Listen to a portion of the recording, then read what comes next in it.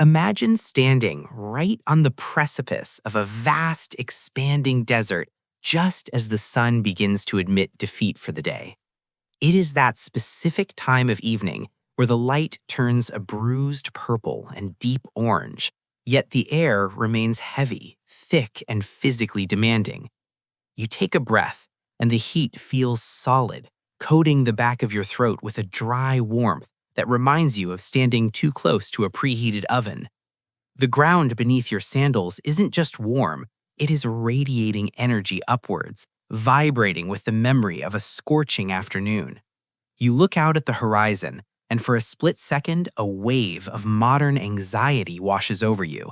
You realize that you are about to attempt to sleep here in this unforgiving landscape without the hum of an air conditioner, without a ceiling fan, without a thermostat to dial down to 68 degrees. It feels impossible, a survival challenge rather than a bedtime routine. But before you panic, you remember that you are merely a ghost drifting through history, here to observe a civilization that mastered the art of cooling down long before electricity was ever dreamed of. So let your shoulders drop, unclench your jaw, and prepare to walk into the twilight of ancient Egypt. You begin to walk forward, trudging slowly towards a cluster of silhouettes that rise from the sand like geometric shadows. These are the homes of the ancients, and as you approach, you notice the silence. It is not an empty silence, but a heavy, hot stillness. The sun has dipped below the earth, yet the sand still hums. It holds on to the heat with a stubborn grip. You can feel the intensity of the day that has just passed, a day where the sun beats down on these mud brick walls with relentless fury, turning the entire valley into a simmering cauldron. And yet, looking at the figures moving softly in the distance, you see no panic. You see no rushing. The people here move with a liquid slowness, a deliberate lethargy that is their answer to the desert's aggression. A very faint breeze, barely a whisper, brushes past your ear. It offers no real relief, just a promise that the air is finally beginning to move. You follow that breeze instinctively, letting it guide you towards the village. As you draw closer, the architecture reveals itself in the fading light. You see walls made of sun-dried mud, thick and imposing. To the untrained eye, they look primitive, just clumps of earth stacked high. But there is a genius hidden in this mud. One of the most fascinating aspects of ancient engineering is the use of thermal mass. These walls are intentionally thick, designed to act like a battery. All day long, they absorbed the brutal solar radiation, trapping the heat within the mud and straw, preventing it from penetrating into the living quarters. Now, as the outside air begins to cool, these walls will slowly release that stored heat back into the night. But for now, they stand as guardians of shade. You step closer to a wall and place your palm flat against the rough surface. It is warm, like a living creature, glowing with the energy it has swallowed. You can smell the scent of baked earth, a dry, dusty perfume that has defined this region for thousands of years. Voices drift from a nearby open doorway, low murmurs that sound tired but content. The heat presses in on you, but there is a shift in the atmosphere. The urgency of the day is gone. People are not running, they are drifting. Darkness settles over the village like a heavy, comforting blanket. You watch a figure walk past, balancing a large clay vessel on their hip. The pottery looks porous and dusty, still holding the warmth of the kiln of the sun. But you know a secret about that jar. As the night deepens, that simple clay object will become a primary tool for survival. A little-known fact about desert living is the reliance on evaporative cooling. By placing these porous water jars in windowsills or drafty corridors, the ancients allowed the dry desert breeze to pull moisture through the clay walls, cooling the water inside and the air around it. It wasn't ice cold, but in a world of triple-digit temperatures, a drop of 10 degrees felt like absolute luxury. Your walk continues, slow and rhythmic. Your sandals make a soft, crunching sound on the packed earth, a sound that seems loud in the quiet evening. The sky above has transitioned from orange to a deep, velvety indigo, and the first stars are beginning to puncture the darkness, sharp and unblinking. The air feels dense, almost like you are walking through water, but the aggression of the sun is gone. Somewhere in the distance, a donkey brays, a lazy rolling sound that echoes off the mud walls. You pause near the corner of a house. The heat is easing out of the structure, exhaling into the night. You can picture the families inside or near these walls, leaning against the solid earth, coaxing whatever coolness they can from the shadows. Historians often debate the sleeping habits of this era, but the architectural evidence is clear. Every building was a machine designed to manipulate heat. You turn a corner and find yourself entering a narrow alleyway that opens up into a central courtyard. The change in temperature is subtle but immediate. It feels as if someone has turned a dial, lowering the heat just enough to let you take a deeper breath. You stand in the center of this open space, marveling at the simplicity of the design. Courtyards were not just social spaces, they were the lungs of the house. They were placed specifically to capture the north wind, trapping pockets of cool air that would sink down during the night. It is easy to overlook this brilliance when we are used to forced air cooling, but here, geometry was the only technology they needed. You hear the muted sounds of a family preparing for the night, the soft splash of water rinsing dust from feet, the clinking of wooden utensils, a mother humming a repetitive, soothing melody to a child. Everything is grounded in routine. You tilt your head back and look up. The sky is now a deep, endless purple, framed by the square walls of the courtyard. The insects of the night have begun their symphony, a steady, rhythmic buzzing that acts as a natural white noise. You breathe in, and the air smells different here. There is a hint of burning incense, perhaps frankincense or dried herbs, wafting from a small clay burner. It's a sweet, resinous scent that softens the dry dust of the desert. From your vantage point, you can see the flat rooftops of the surrounding houses. A ladder leans against the wall near you. You watch as a child climbs it, followed by an older sibling. This is the nightly migration. In these climates, the roof is not just a covering, it's a bedroom. You watch them disappear over the edge, their shadows stretching long in the flickering lantern light. It creates a realization in your mind, something profound in its simplicity. Comfort isn't always about overpowering nature with machines. Sometimes it is about negotiating with the environment. A sudden gust of wind swirls into the courtyard, ruffling your hair. It is still a warm wind, but compared to the stagnant air of the alleyway, it feels refreshing. It whispers that the true night is approaching, that the desert is finally exhaling. You feel a tension leave your body, a tension you didn't even know you were holding.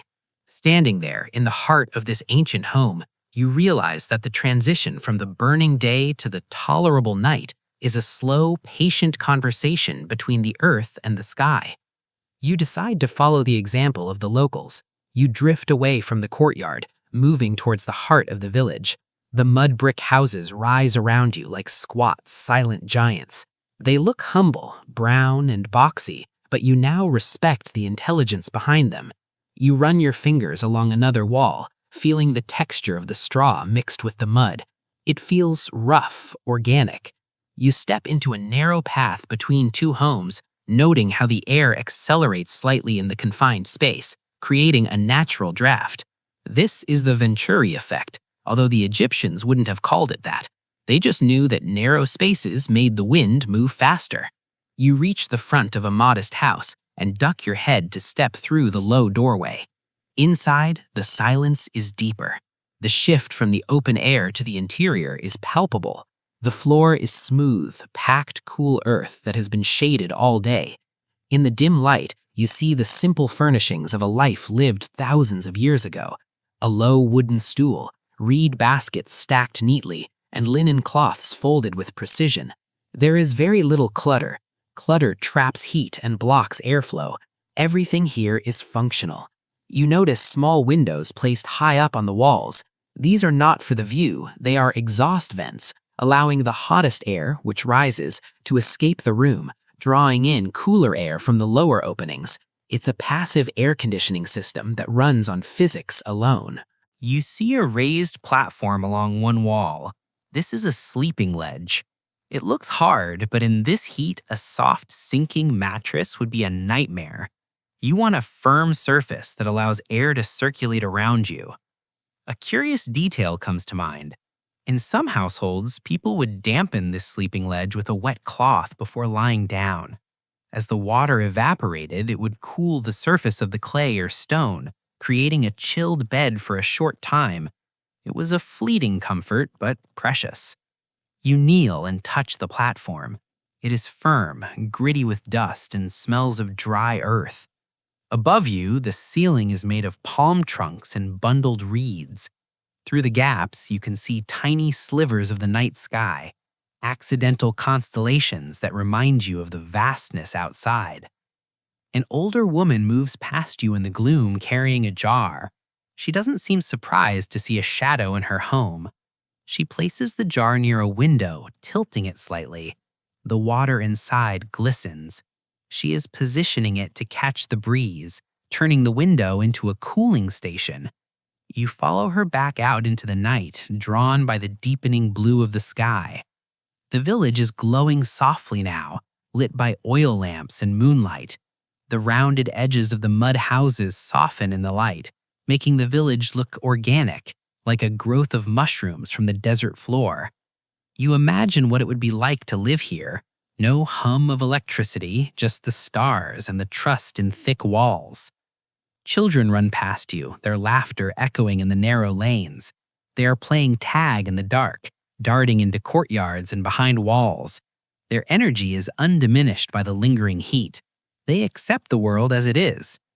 You move along the path and notice alcoves built into the outer walls of some homes. In these niches sit shallow bowls of water. This is another layer of the cooling strategy. By placing water at the entrances, they encourage evaporation right where the air enters the home. You imagine arriving here after a long day of labor in the fields and feeling that microscopic drop in temperature as you cross the threshold. It would feel like a blessing. The wind is picking up now, flowing through the alleys with more purpose. You can feel it being channeled, guided by the layout of the village. The Egyptians didn't just build houses, they built wind catchers. You pause at an intersection. The moonlight hits a wall, revealing decorative impressions in the plaster, simple swirls and lines. Even in survival, there was a need for beauty. You stand there, letting the heaviness of the night wrap around you. The village is not just a place to sleep, it is a machine for living, built from the earth itself. It breathes, it absorbs, it releases. You feel a pull towards a wider space ahead. You follow the lane until it opens into a large communal courtyard.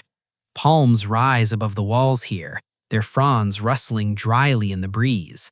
The sound is like paper crumpling, a distinct desert sound. The shadows of the leaves dance on the ground. You walk over to a low ledge and sit. The stone is cool near the base. A woman sits nearby, grinding something in a stone bowl. The rhythmic scraping sound is hypnotic. She looks up, nods, and continues her work. The courtyard feels intimate, a living room without a ceiling. In the corner, there is a small pool, a shallow basin of water. It catches the moonlight, throwing trembling reflections onto the mud walls. You walk over and dip your fingers in. The water is tepid, but the movement sends a ripple of fresher air into the space. A historical tidbit floats through your mind. Some families would sprinkle the entire courtyard floor with water in the evening. As it dried, it would suck the heat out of the air. You can almost see the damp patches on the ground, feeling the coolness rising from them. You wander towards a tall palm tree at the edge of the courtyard. The trunk is rough, like coarse rope. The scent of dates hangs in the air, sweet and heavy. It mixes with the smell of dust and cooling clay. A child walks by carrying a basket of dried herbs. She places them on a shelf, arranging them carefully. Her calm demeanor reminds you that this heat is normal for them. It is not an emergency, it's just Tuesday. You step back to the center of the courtyard. The atmosphere is working on you. Your breathing has slowed down. The frantic pace of the modern world feels light years away. A potter comes out of a side room, wiping his brow. He sits by the pool and splashes water on his feet. The sigh of relief he lets out is universal. It is the sound of the workday ending. You watch a small notch in the wall where a lamp has been placed. The honey-colored light makes the clay look warm and inviting. You realize that people gravitate to these open spaces because indoors is for escaping the sun, but outdoors is for enjoying the night. The courtyard is where the desert finally becomes kind. You decide to move on. The night has more to show you. You leave the courtyard and find a narrow staircase built into the side of a house. It leads up to the roof. A ladder made of wood leans against the wall, polished smooth by generations of hands. You feel drawn to climb it. This is where the real relief promises to be. You step onto the first rung. The wood is warm. As you climb, the air changes. When your head clears the roofline, a fresh breeze hits your face. It is cooler, cleaner, moving freely without the obstruction of walls. You pull yourself up onto the flat roof and stand up. The world expands. The horizon is a flat, dark line under a dome of stars so bright they look like spilled glitter. You walk across the hard-packed surface of the roof. It is still warm in the center, but the edges are cooling rapidly. This is the summer bedroom. Families are already claiming their spots. You see woven mats rolled out, linen sheets folded into pillows, and low tables set with water jars. It reminds you of camping, but this is permanent. This is life. You walk to the edge and look down. The village is a patchwork of shadows and light. You hear a mother calling her child to bed, her voice floating up on the wind. Across the way, on a neighboring roof, a young man is dampening a sheet with water. He wrings it out and spreads it over his mat. This is a technique documented in travel logs, the wet sheet method. Lying under a damp cloth in a dry breeze acts like a personal swamp cooler. It would chill the skin significantly. You watch him settle down, grateful for the science of evaporation. Nearby, a group of men sit in a circle drinking a mild beer. They are pointing at the sky, discussing the wind. They know the wind like a family member. They know which direction brings dust and which brings relief. You walk past a family preparing for sleep. An older woman is inspecting a reed mat, checking for scorpions or beetles, a necessary bedtime ritual. She lays it down and places a headrest at one end. The headrest is made of wood, curved to fit the neck. It looks uncomfortable to modernize, but it keeps the head elevated, allowing air to flow around the neck and keeping the sleeper away from crawling insects. You feel the breeze playing with your hair. It smells of the open desert now, clean, dry, and vast. You can understand why they slept up here. It is not just about the temperature, it's about the freedom. Downstairs is a cave. Upstairs is a sanctuary. You see a mesh covering over a child's bed, a mosquito net. Even then, the whine of the mosquito was the enemy of sleep. The net is simple but effective. Looking out over the sea of rooftops, you realize you're looking at a floating community. Neighbors can whisper to each other across the alleyways. It's a shared experience of the night. A tall clay jar sits in the corner of the roof, half buried in a pile of sand to keep it cool. You touch it. It is refreshingly cold. You take a deep breath, filling your lungs with the ancient air. You feel ready to lie down, to join this rooftop world. But there are other secrets to explore, other ways this civilization battled the sun. You descend the ladder back into the shadows of the street. You head towards a doorway covered by a linen curtain that flutters like a ghost. You step inside. It's a textile workshop, or perhaps just a room dedicated to the care of cloth. A woman is smoothing a bolt of linen. You reach out and touch the fabric. It is incredibly light, almost sheer. This is not the heavy cotton of today. This is linen woven for survival. It breathes, it floats. In a land of heat, this fabric was a shield. You leave the room of linens and step back into the corridor, following a sound that is music to the ears in a desert, the sound of trickling water. It leads you to a small alcove where the air feels significantly denser and cooler. You see a row of large clay jars arranged on a bed of wet sand. A boy is carefully pouring water over a cloth draped across the mouth of one jar. This isn't just storage, it is a cooling station. The science here is elegant. The water seeps through the unglazed clay, wetting the outer surface. The dry night air hits that wet clay, causing evaporation, which pulls heat away from the jar. It is nature's refrigerator. You reach out and hover your hand near the damp cloth. A distinct, cool microclimate radiates from it.